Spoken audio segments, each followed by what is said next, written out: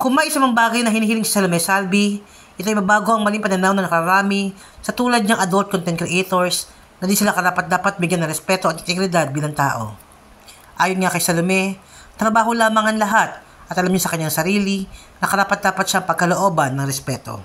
Like with all kinds of sex work, meron pong stigmatization kami na-experience. Meaning na parang people think na we don't deserve dignity, respect because of our work, because we do sex work, because pinapakita namin yung mga katawan namin. That's the biggest misconception, I think.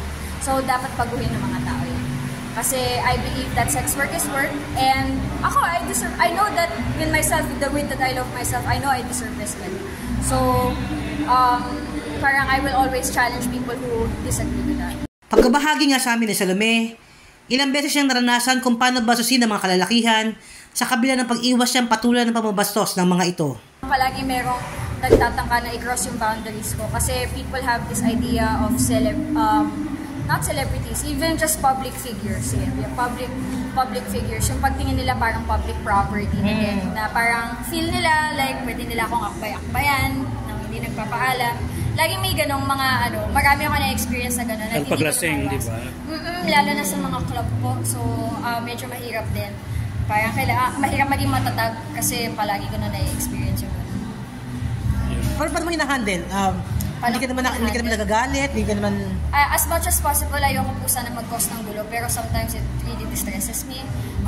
So I hope that is very understandable. Kasi, mabigat siya eh. Like, it's emotionally laborious. So,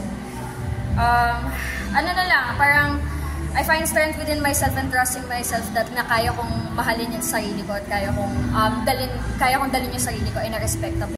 Sa kabilang banda, kinento naman ni Salome na purely work at walang emotional attachment siyang naramdaman sa mga nakatambal niya sa paggawa ng mga naturang videos.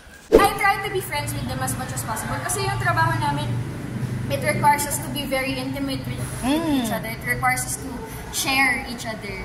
So, kailangan I have to have good chemistry with the person. So, I have to be very discerning kapag ganun. Hindi ka nagkakahulugan ng loob? Walang ganun? Trabaho lang talaga? So, very professional lang talaga? Yeah. Parang meron nga ako nakatrabaho.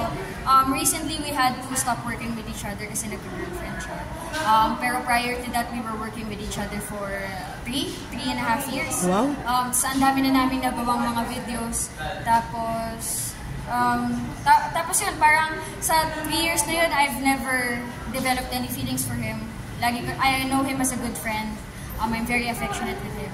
Pero I never thought of having a relationship with him. Kasi so, hindi siya naligaw sa'yo? Hindi, no? Hindi din. Sa kabila ng mga di magagandang karanasan, siniguro naman sa amin ni Salome na hindi niya pagsisisihan na naging desisyon na pumalaot sa daigdig ng makamundong pantasya. Wala naman, kasi it's always been my goal to be one of the first people to do the adult content and to do mainstream work simultaneously. Because I'm very passionate about those two things. Lalo na ang film. I've always been a film fan. I've always been a showbiz fan. So parang I'm really passionate about that. Nang kamustahin namin ang relasyon niya sa kanyang pamilya, inamin ni Salome na patuloy na ugnayan niya sa kanyang mga kadugo. Di rin niya tinago sa mga nakaraan niyang interviews na nakaranas ng umano siya ng pambubuli mula sa kanyang sariling pamilya. Hindi po sila happy. Pero okay lang kasi na sila parang they're not a part of my life anymore. And hindi ko rin naman hinahanap-hanap yung company nila. Tsaka yun nga parang I'd rather be by myself than be with people na hindi tanggap kung sino ako. Kaya ganun din yung reason kung bakit I'd rather be single than engage in a relationship na hindi tanggap yung trabaho. Ganun din. Sa ngayon nga ay di bukas sa pakikipagrelasyon si Salome, lalo't alam niyang mahirap humanap ng lalaki na tatanggap at maintindihan ng kanyang trabaho. I'm not looking for a relationship, so I wouldn't agree to that in the first place. Tsaka paano ba? I wouldn't be in a relationship with anyone. I'd rather be single, lalo na kung hindi nila tanggap ang trabaho ko. I'd rather be single than be in a relationship with someone who would force me to change my job. Kasi mas mahal ko ang trabaho ko over anyone. Nang tanungin namin kung sino ang kanyang mga showbiz crushes, dalawang pangalan ang binanggit ni Salome. Meron. Sino naman? Wala namang masama dun. Sino ba? So, I've been seeing yung cooking videos ni Erwan Yusuf. And Erwan. Yeah, and I've never thought that he was my type. Pero nung nakita ko recently mga cooking videos niya, I was like, I get it now. Okay. Si Erwan. Yung bago sa Viva Max, si Red Agoncillo is also a good Sino? Si Red Agoncillo is also a good friend of mine. He's really new sa Viva Max. And yeah, he's quite cute. Na-interview na yun ni Sir Roldan eh. So yun.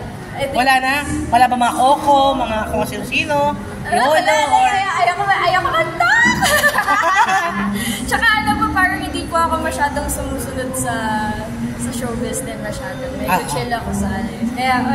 Kaya kapag may nakikilala akong bago, parang, okay, si Kelvin Miranda, ito pala yung mga ginawa niya. Ganun pala nalalaman din. So ganun yung approach ko sa showbiz. Wala akong masyadong kilala. I'm very, basta trabaho ka lang talaga, no? Oo. Taping. Like, mas maalam ako sa industry ako, which is sex work, the sex industry. And making porn. Talagang, very, ako doon. Tsaka sa Viva Max, I've gotten close with the people sa mga. Huling napanood si Salome sa Black Rider ng GMA7 at sa mga Viva Max movies tulad ng Ahas, Backpackers at iba pa. Ito ang inyong ambush queen, Mel Bayanera, nag-uulat.